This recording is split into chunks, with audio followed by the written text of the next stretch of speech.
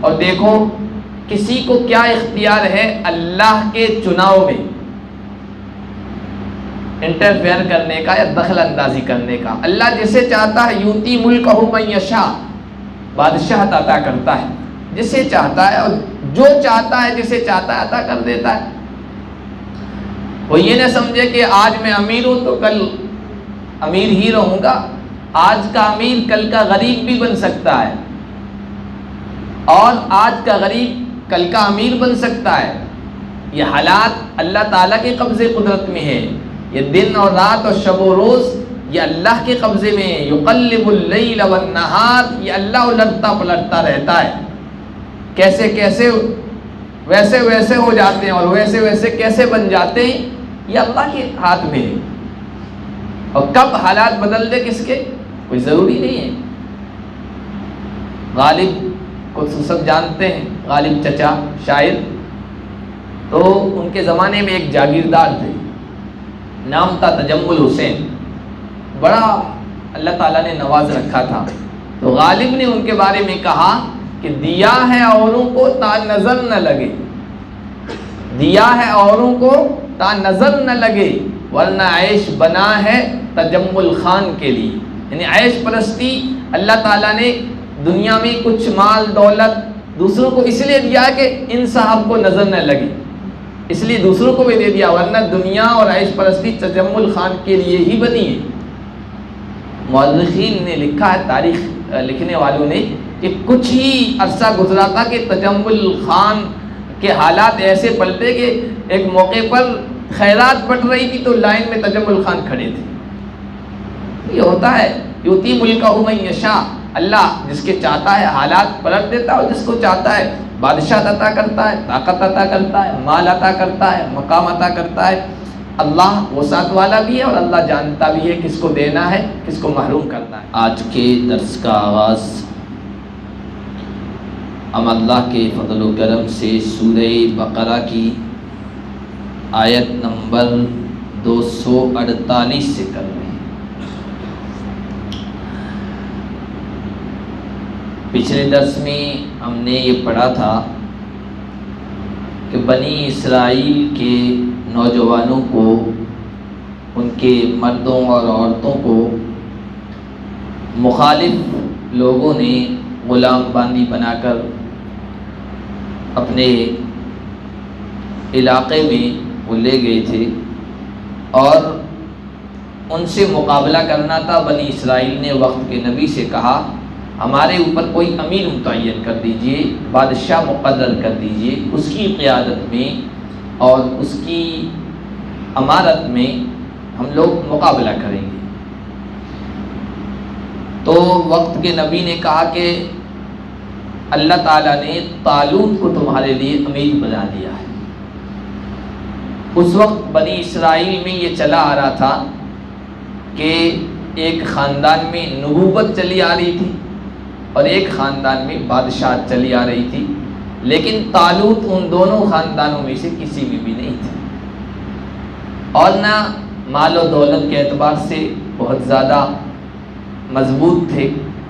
اس لیے ان کی عمارت، ان کی قیادت، ان کی سرداری ان کو پسند نہیں آئی۔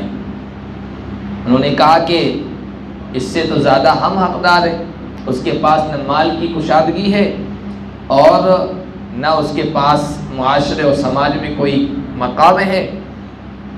تو وقت کے نبی نے کہا دیکھو یہ اللہ کی طرف سے، اللہ تعالیٰ نے مال نہیں دیا ہے ان کو، لیکن دو چیزیں دی ہے۔ اس وقت جنگ لڑنی ہے اور جنگ میں دو چیزیں ضروری ہے، ایک یہ کہ جو کمانڈر ہو وہ جسمانی اعتبار سے مضبوط طاقت رکھتا ہو، سامنے والے پر روک پڑے، باڈی کے اعتبار سے وہ ایسا ہونا چاہیے کمانڈر۔ اور دوسرا کہ علم، جانکاری، جنگ کس طرح لڑی جاتی ہے، کیا پیترے بدلے جاتے ہیں، کس طرح مقابلہ کیا جاتا ہے، اور کس طرح فوجیوں کی ٹریننگ کی جاتی ہے اور کس طرح ان کو آزمایا جاتا ہے، یہ جانکاری اس کے پاس ہونی چاہیے۔ اور یہ دونوں خوبیاں اللہ تعالیٰ نے طالوت کو دے رکھی ہے۔ اور دیکھو کسی کو کیا اختیار ہے اللہ کے چناؤ میں، انٹرفیئر کرنے کا یا دخل اندازی کرنے کا۔ اللہ جسے چاہتا ہے یوتی ملکہ من یشاء، بادشاہت عطا کرتا ہے جسے چاہتا ہے، اور جو چاہتا ہے جسے چاہتا ہے عطا کر دیتا ہے۔ وہ یہ نہ سمجھے کہ آج میں امیر ہوں تو کل امیر ہی رہوں گا۔ آج کا امیر کل کا غریب بھی بن سکتا ہے، اور آج کا غریب کل کا امیر بن سکتا ہے۔ یہ حالات اللہ تعالیٰ کے قبضے قدرت میں ہے، یہ دن اور رات اور شب و روز یہ اللہ کے قبضے میں ہے۔ یقلب اللیل والنہار، یہ اللہ الٹتا پلٹتا رہتا ہے، کیسے کیسے ویسے ویسے ہو جاتے ہیں اور ویسے ویسے کیسے بن جاتے ہیں، یہ اللہ کے ہاتھ میں ہے۔ اور کب حالات بدل دے کس کے کوئی ضروری نہیں ہے۔ غالب کو سب جانتے ہیں، غالب چچا شاعر، تو ان کے زمانے میں ایک جاگیردار تھے، نام تھا تجمل حسین، بڑا اللہ تعالیٰ نے نواز رکھا تھا۔ تو غالب نے ان کے بارے میں کہا کہ دیا ہے اوروں کو تا نظر نہ لگے، دیا ہے اوروں کو تا نظر نہ لگے، ورنہ عیش بنا ہے تجمل خان کے لیے۔ یعنی عیش پرستی اللہ تعالیٰ نے دنیا میں کچھ مال دولت دوسروں کو اس لیے دیا کہ ان صاحب کو نظر نہ لگے، اس لیے دوسروں کو بھی دے دیا، ورنہ دنیا اور عیش پرستی تجمل خان کے لیے ہی بنی ہے۔ مورخین نے لکھا ہے، تاریخ لکھنے والوں نے، کہ کچھ ہی عرصہ گزرا تھا کہ تجمل خان کے حالات ایسے پلٹے کہ ایک موقع پر خیرات بٹ رہی تھی تو لائن میں تجمل خان کھڑے تھے۔ یہ ہوتا ہے، یوتی ملکہ من یشاء، اللہ جس کے چاہتا ہے حالات پلٹ دیتا ہے، اور جس کو چاہتا ہے بادشاہ عطا کرتا ہے، طاقت عطا کرتا ہے، مال عطا کرتا ہے، مقام عطا کرتا ہے۔ اللہ وسعت والا بھی ہے، اور اللہ جانتا بھی ہے کس کو دینا ہے، کس کو محروم کرنا ہے۔ اور پھر بنی اسرائیل کو اور زیادہ مضبوط کرنے کے لیے اور طالوت کی سرداری اور امارت کو ماننے کے لیے وقت کے نبی نے کہا دیکھو ان کو مان لو، اللہ نے ان کو متعین کیا، اس کی ایک دلیل ہے، جو حصی دکھنے میں آئے وہ ایک دلیل، ایک معجزہ نظر آیا۔ قال لهم نبیہم ان آیت ملکہ ان یأتیکم التابوت فیہ سکینۃ من ربکم، نبی نے کہا ان کے بادشاہ ہونے کی نشانی یہ ہے کہ تمہارے پاس وہ تابوت، وہ صندوق آ جائے گا جس میں تمہارے رب کی طرف سے سکون کا سامان ہے، راحت کا سامان ہے۔ اور خاندان موسیٰ اور خاندان ہارون کی جو برکت کی چیزیں ہیں تبرک کی، وہ اس میں رکھی ہوئی ہے، فرشتے اس کو اٹھا کے لے کے آئیں۔ یہ ایک تابوت صندوق تھا جس میں حضرت موسیٰ کا عصا، لاٹھی، حضرت ہارون کا غالباً کرتا، اسی طرح تورات کی کچھ تختیاں جس پر تورات لکھی ہوئی تھی، اور نبیوں کے تبرکات، یہ نبیوں کے جسم میں لگنے والی چیزیں یہ تبرکات تھی، اور اللہ تعالیٰ نے اس میں یہ برکت رکھی تھی۔ تبرکات سے برکت حاصل کرنا یہ حدیث سے ثابت ہے، بخاری شریف میں روایات موجود ہیں۔ اللہ کے نبی صلی اللہ علیہ وسلم کے بال بعض صحابہ کے پاس تھے، ان سے وہ برکت حاصل کیا کرتے تھے۔ ایک صحابیہ نے نبی پاک صلی اللہ علیہ وسلم کے بال ایک نلکی میں بند کر رکھے تھے، اور جب کوئی ان کے ہاں آتا تھا تو پانی میں اس کو ڈال دیتی تھی اور وہ برکت کے طور پر دیا کرتی تھی۔ لوگ بیماروں کو لایا کرتے تھے اور وہ ان بالوں کو پانی میں ڈال کے دیتی تھی تاکہ انہیں شفا مل جائے، یہ برکت حاصل کرنا ہے۔ اسی طرح بعض صحابہ کرام سے یہ بھی منقول ہے کہ اللہ کے نبی صلی اللہ علیہ وسلم ان کے یہاں گئے تھے تو مشکیزہ پڑا تھا، پانی تھا، اللہ کے نبی نے منہ لگا کے پانی پیا تو ان صحابی نے جس جگہ حضور کا منہ لگا تھا نا وہ کاٹ کے ٹکڑا رکھ دیا برکت کے لیے۔ تو یہ تبرک احادیث سے ثابت ہے۔ یہاں پر بھی یہ برکت کی کچھ چیزیں تھیں، اس لیے کہ اللہ والے جو ہوتے ہیں نا، اب اللہ والوں میں سب سے زیادہ تو پیغمبر ہوتے ہیں، نبی ہوتے ہیں، رسول ہوتے ہیں، اس کے بعد صحابہ ہیں، اللہ کے ولی ہیں، ان کے جسم سے جو چیزیں مس کر جاتی ہے، لگ جاتی ہیں، ان کی عبادت، ان کے تقوی، ان کی پرہیزگاری، ان کی اللہ کی اطاعت اور خوف کا اثر ان میں آتا ہے، اسی کو کہتے ہیں برکت حاصل کرنا، تبرک لینا۔ تو یہ تبرکات تھی جو صندوق میں رکھی تھی۔ جب کبھی بنی اسرائیل کا مقابلہ دشمن سے ہوتا تھا تو یہ صندوق آگے رکھ دیتے تھے اس کی وجہ سے اللہ تعالیٰ ان کو فتح دیتا تھا، جیت دیتا تھا۔ دشمن نے یہ اپنے قبضے میں کر لیا، دشمن نے یہ اپنے قبضے میں کر لیا تھا۔ اب طالوت کی سرداری مان نہیں رہے۔ بنی اسرائیل عجیب و غریب قوم تھی، بڑی عجیب و غریب قوم تھی، تو مان نہیں رہے۔ تو انہوں نے کہا کہ دیکھو، ایک دلیل کے طور پر میں کہتا ہوں کہ وہ جو تابوت دشمن نے چھین لیا ہے نا، وہ تمہارے پاس آ جائے گا۔ اب کس طرح آیا؟ تفسیر کی کتابوں میں یہ لکھا کہ اللہ تبارک و تعالیٰ کو واپس دینا تھا اور طالوت کی بادشاہی پر دلیل دینی تھی، تو جو دشمن لوگ تھے جن کے پاس یہ تابوت تھا، ان کے درمیان یہ حالات پیدا کر دیے کہ یہ تابوت جس جگہ رکھتے تھے وہاں وبا پھوٹ پڑتی، یہ وائرس کوئی آ گیا، وبا پھوٹ گئی، جس جگہ رکھتے تھے وہاں یہ ہو جاتا تھا۔ اب مجبوراً انہوں نے کیا کہ بھائی بیل گاڑی پر اس کو رکھ دو، یہ جہاں چاہیں لے جائیں۔ اب وہ بیل گاڑی پر تابوت رکھ دیا، وہ بیل گاڑی دوڑتی ہوئی فرشتوں کی حفاظت میں انہی کے پاس آ گئی۔ بنی اسرائیل نے اپنی آنکھوں سے دیکھا کہ ہاں، وقت کے نبی نے بھی کہا کہ وہ تابوت آ جائے گا۔ اس کا مطلب یہ ہے کہ طالوت کو واقعی اللہ تعالیٰ نے ہم پر امیر مقرر کیا ہے۔ ان فی ذالک لآیۃ لکم ان کنتم مؤمنین، بے شک اس میں نشانی ہے تمہارے لیے اگر تم اللہ پر ایمان رکھتے ہو، یقین رکھتے ہو۔ جب ایسا معجزہ آنکھوں سے انسان دیکھ لے تو ایمان والا تو مانتا ہی۔ چنانچہ وہ تیار ہو گئے لڑنے کے لیے۔ اب لڑنے کے لیے تیار ہوئے، عمالقہ سے مقابلے کے لیے 70,000 کی تعداد تھی۔ فلما فصل طالوت بالجنود قال ان اللہ مبتلیکم بنہر، جب طالوت بنی اسرائیل کے لشکر کو لے کر مقابلے کے لیے نکلے ہیں تو انہوں نے آزمانا چاہا، اس لیے کہ بنی اسرائیل باتوں میں بڑے ماہر تھے، باتوں کے بڑے فنکار تھے۔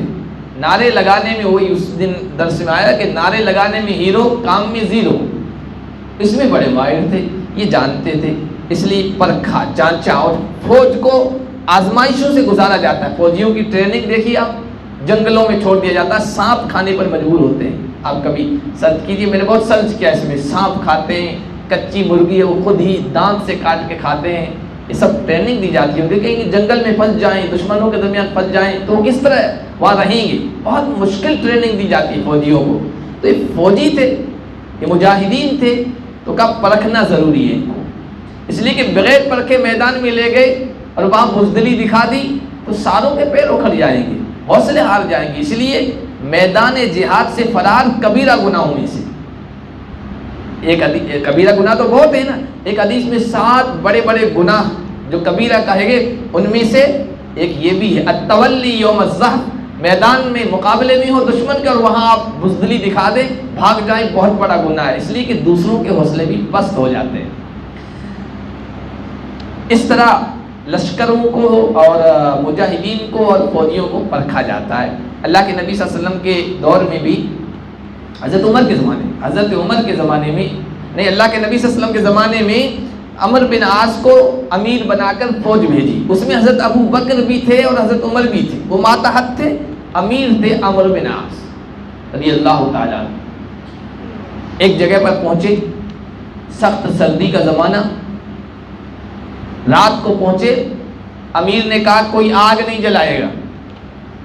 اب کھانے پکانے کے لیے بھی آگ نہیں جلانا ہے اور سردی تاپنے کے لیے بھی آگ نہیں جلاؤ گے تو بہت لوگ پریشان ہوئے۔ تو فوجیوں نے، مجاہدوں نے جا کر حضرت ابو بکر حضرت عمر سے کہا آپ لوگ بڑے ہیں، آپ امیر صاحب سے مشورہ دیں کہ آگ تو جلانے کا کہہ دو، لیکن انہوں نے کہا نہیں، انہوں نے کہا آپ اصرار کہیے تو کہ نہیں، ہم مامور ہیں، وہ امیر ہیں، حضور نے ان کو ہمارا امیر بنایا، ہم زیادہ اصرار نہیں کر سکتے۔ امیر مانے نہیں کہ نہیں آگ تو نہیں جلانی، بس ختم۔ اب صبح کے وقت عام طور پر حملہ ہوتا تھا، مقابلہ ہوتا تھا۔ صبح جب مقابلے کے لیے تیار ہوئے نا تو سامنے والے لوگ منہ پر اچانک جب حملہ ہوا ہے تو وہ سنبھل نہیں سکے۔ تب لوگوں کو سمجھ میں آیا رات کو آگ نہ جلانے کا حکم کیوں دیا تھا، کہ اگر آگ جلاتے تو پتہ چل جاتا کہ وہ لوگ آ گئے اور مقابلے کے لیے پہلے سے تیار ہو جاتے۔ تب سمجھ میں آئی کہ ہاں اس میں یہ حکمت اور مصلحت تھی، پرکھا جاتا، جانچا جاتا مجاہدین کو اس طرح۔ تو حضرت طالوت نے بھی پرکھنا چاہا، قال ان اللہ مبتلیکم بنہر، اللہ تمہیں آزمائے گا ایک نہر کے ذریعے سے۔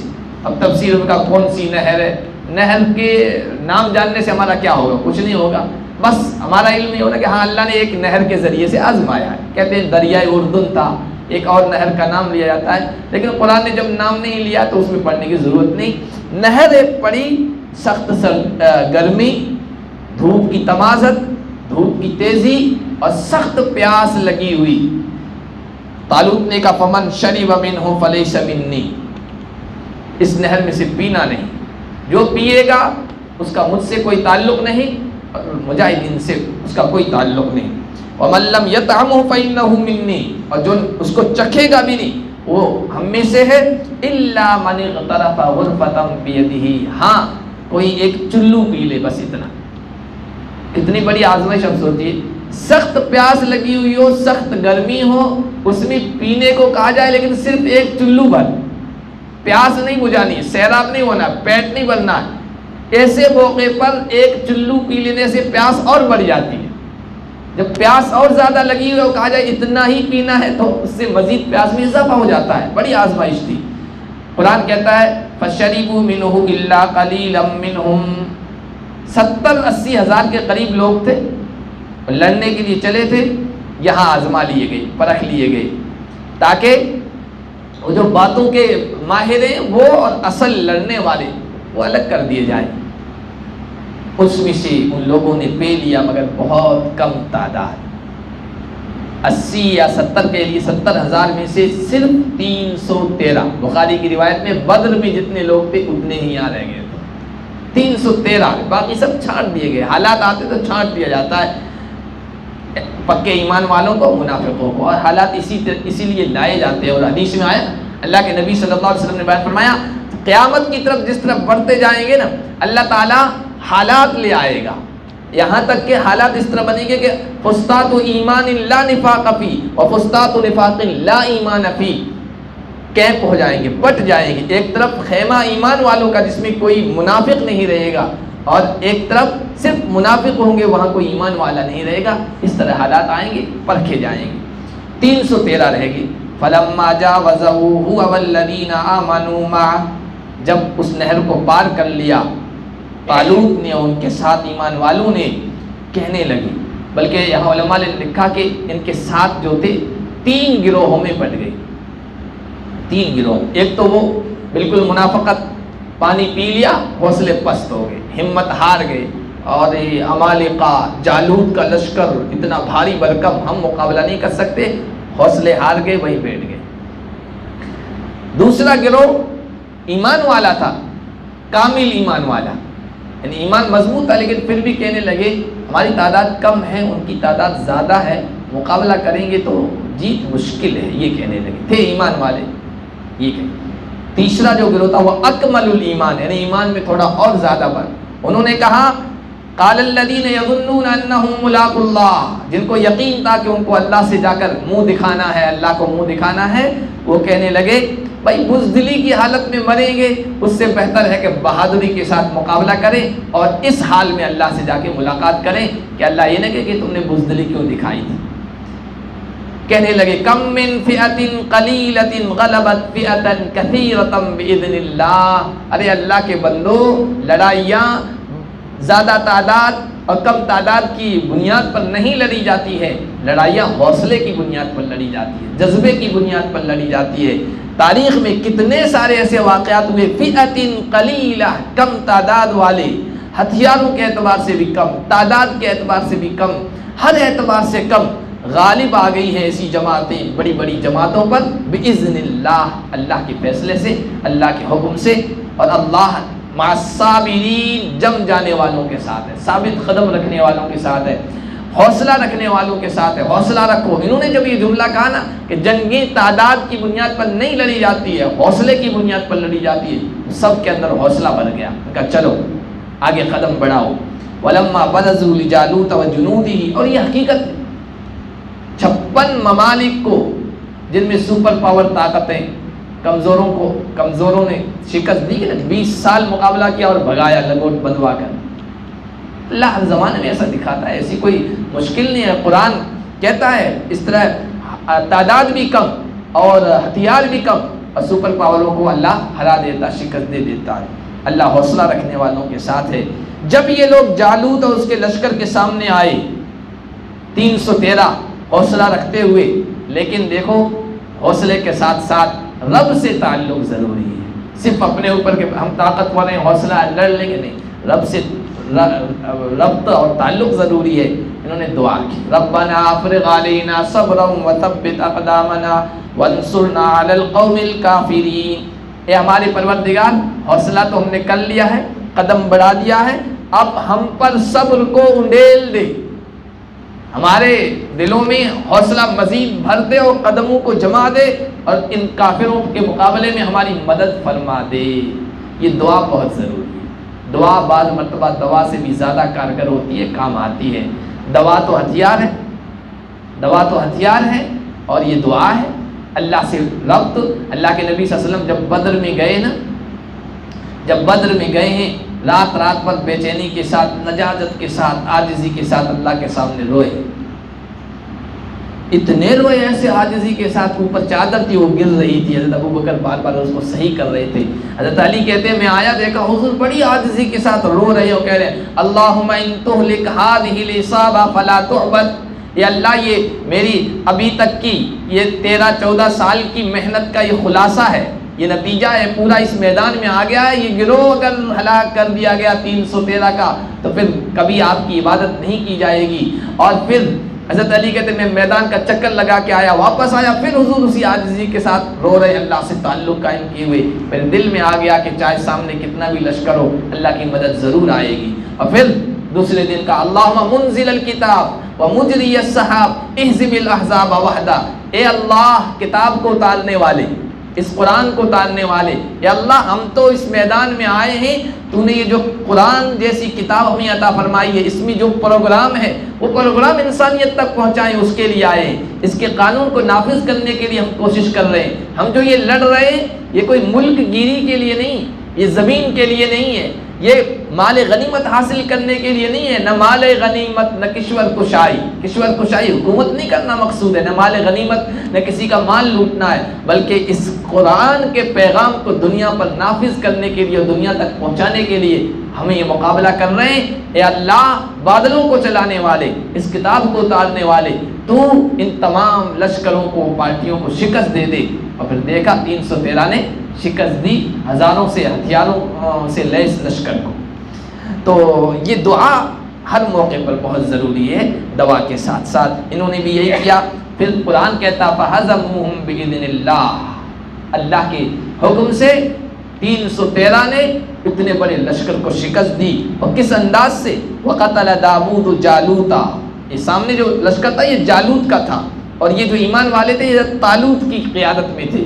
حضرت داؤد نے جالوت کو قتل کر دیا۔ حضرت داؤد کم عمر تھے، اور کہتے ہیں کہ لڑنے کے لیے بھی نہیں آئے تھے، ان کے والد تھے، ان کے 5 بھائی اور تھے، یہ چھٹے تھے، تو بھائیوں کے سامان وامان کی رکھوالی کے لیے ساتھ میں ہو گئے تھے، لڑنے کے لیے نہیں آئے تھے، لیکن کم عمر تھے، بدن کے اعتبار سے بھی قد میں تھوڑے کم تھے، لیکن نشانے باز تھے، پتھر پھینکتے تھے تو جہاں مارنا ہوتا تھا وہیں جا کے لگتا تھا۔ یہ اللہ نے خصوصیت عطا فرمائی تھی۔ یہاں پہنچے تو وقت کے نبی سے کہا گیا طالوت سے کہو یہ جالوت کا مقابلہ یہ بچہ کرے گا، داؤد، بڑا کوئی فوجی نہیں، بڑا بہادر نہیں، یہ کرے گا۔ داؤد سے کہا گیا آپ کرو گے کیا؟ میں تیار ہوں بالکل۔ اب جالوت جب سامنے آیا پورا ہتھیاروں سے لیس، زرہ پہنی ہوئی، جو لوہے کا لباس ہوتا تھا، پورا جسم ڈھکا ہوا، صرف سر میں کہیں تھوڑا سا حصہ باقی تھا جو نظر آ رہا تھا، باقی ہتھیار سے لیس، کوئی مارو تو بھی اس کے جسم کو نہ لگے۔ حضرت داؤد کے جب سامنے آیا تو حضرت داؤد کے پاس پتھر جمع تھے، ایک پتھر اٹھا کے جو مارا سیدھا جا کے وہیں لگا کھوپڑی پر، اور اس میں کام تمام ہو گیا۔ جب کسی لشکر کے کمانڈر کا کام تمام کر دیا جائے تو پھر پالا مار لیا جاتا ہے اور فوج شکست کھا جاتی ہے، اس کی جو قیادت میں لڑ رہی ہوتی ہے۔ بدر میں بھی یہی ہوا تھا، اللہ تبارک و تعالیٰ نے 2 چھوٹے بچوں کے ذریعے سے ابو جہل کو مروایا تھا، اور یہاں بھی داؤد کے ذریعے سے جالوت کا کام تمام کروایا، وہ پتھر سے۔ تو طالوت بادشاہ بڑے خوش ہوئے، یہ جب شادی کے قابل، تو کہتے طالوت نے اپنی بیٹی کا نکاح حضرت داؤد سے کر دیا، اس بہادری کو دیکھ کر۔ طاقت و قوت شجاعت کو دیکھ کر۔ داؤد نے جالوت کو قتل کر دیا اور پھر اللہ نے ان کو بادشاہت بھی عطا کی اور نبوت بھی عطا کی۔ حضرت داؤد حضرت سلیمان کے والد ہیں، نبی بھی بنایا بعد میں آگے چل کر، اور بادشاہت طالوت کے ذریعے سے طالوت کے داماد بن گئے اور اللہ تعالیٰ نے بادشاہت بھی عطا کی۔ وَعَلَّمَهُ مِمَّا يَشَاءُ، اور جو اللہ نے چاہا وہ اللہ نے داؤد کو سکھایا۔ 22 بارے میں سورہ سبا میں اس کا تذکرہ ہے۔ اللہ تعالیٰ نے بہت ساری خوبیاں دی تھی، لوہے کو بالکل نرم موم کی طرح ان کے ہاتھوں میں لوہا ہو جایا کرتا تھا، جو چاہتے تھے بناتے تھے، اور ان کے بیٹے سلیمان کو تو جو حکومت عطا کی آج تک کسی کو نہیں کی۔ نبی صلی اللہ علیہ وسلم نے کہا کہ جنات کو شیطان کو قبضے میں کر لیا تھا، بخاری شریف میں روایت ہے، پریشان کر رہا تھا نماز میں، اللہ کے نبی نے اس کو پکڑ لیا اور پھر بعد میں چھوڑ دیا۔ صبح صحابہ سے کہا کہ رات کو ایک تماشا ہو گیا ہے، ایک بدماش کو میں نے پکڑ لیا تھا، پھر میں نے چھوڑ دیا کیونکہ میرے بھائی سلیمان کی دعا مجھے یاد آ گئی۔ سلیمان نے کہا تھا اللہ مجھے ایسی حکومت عطا کر کے کہ میرے بعد کسی کو نہ ملے، تو میرے بھائی سلیمان کی جنات اور شیطانوں پر بھی حکومت دی، اب میں اس کو پکڑے رکھتا تو اس میں شریک ہو جاتا اس طرح کی حکومت میں، اس لیے میں نے اس کو چھوڑ دیا، ورنہ میں تمہیں اسی تماشا دکھاتا۔ سلیمان کو بادشاہت عطا کی، تو حضرت داؤد کو بھی اللہ نے نبوت بھی دی، بادشاہت بھی عطا کی، بہت سارے علم دیے۔ اب چونکہ جہاد کا تذکرہ چل رہا ہے، جہاد فساد پھیلانا نہیں ہے، جہاد فساد کو روکنا ہے۔ جہاد آن تک نہیں ہے، جہاد آتنکواد کو روکنے کا ذریعہ ہے۔ جہاد نہ ہو، حق کے لیے لڑائی نہ ہو، مقابلہ نہ ہو، تو پھر کیا پتہ ہے، لولا دفع اللہ الناس بعضهم ببعض لفسدت الارض، اگر اللہ کچھ لوگوں کو دوسرے لوگوں کے ذریعے سے شکست نہ دے، ہرا نہ دے، زمین میں فساد پھیل جائے۔ کسی بڑی طاقت کو کوئی آنکھیں دکھانے والا نہ ہو تو وہ مست ہاتھی کی طرح ہر جگہ جاتے ہیں، چڑھ دوڑتے، ظلم کرتے، فساد پھیلاتے ہیں، اہل ایمان کو دباتے ہیں اور اللہ کے پیغام کو انسانیت تک پہنچانے میں رکاوٹ بنتے ہیں۔ اسی رکاوٹ کو دور کرنے کے لیے جہاد ہے، ملک گیری کے لیے نہیں ہے، زمین کا کوئی خطہ حاصل کرنے کے لیے نہیں ہے، پیٹرول کے کنووں پر قبضہ کرنے کے لیے نہیں ہے، سونے چاندی کے ذخائر پر قبضے کرنے کے لیے جہاد نہیں ہوتا۔ جہاد اس لیے ہوتا ہے کہ جو شیطانی طاقتیں اللہ کے پیغام کو انسانوں تک پہنچانے میں رکاوٹ بنتی ہے ان کا خاتمہ کر دیا جائے، ان کو راستے سے اس روڑے کو ہٹا دیا جائے تاکہ قرآن کا پیغام انسانیت تک پہنچے، اس کے لیے جہاد ہے۔ اور اللہ اس طرح کرتا رہتا ہے، ایسا نہیں ہوتا ہے کوئی آج سپر پاور ہے تو وہ کل بھی رہے گا۔ کسی زمانے میں جرمنی کا طوطی بولتا تھا، آج جرمنی کسی لائن میں نہیں ہے۔ اب اس کے بعد روس آیا، روس کو بھی کمزور کر دیا گیا اور پھر بھی کچھ طاقتور ہے۔ امریکہ ہے، ایسا نہیں کہ امریکہ ہمیشہ رہے گا، اللہ کسی نہ کسی کو سامنے کھڑا کرتا رہے گا تاکہ ظالم زیادہ ظلم نہ کریں انسانیت پر، لوگوں پر۔ یہ اللہ تبارک و تعالیٰ اس طرح گروہ کھڑا کرتا رہے گا جس طرح طالوت کو کھڑا کیا تھا۔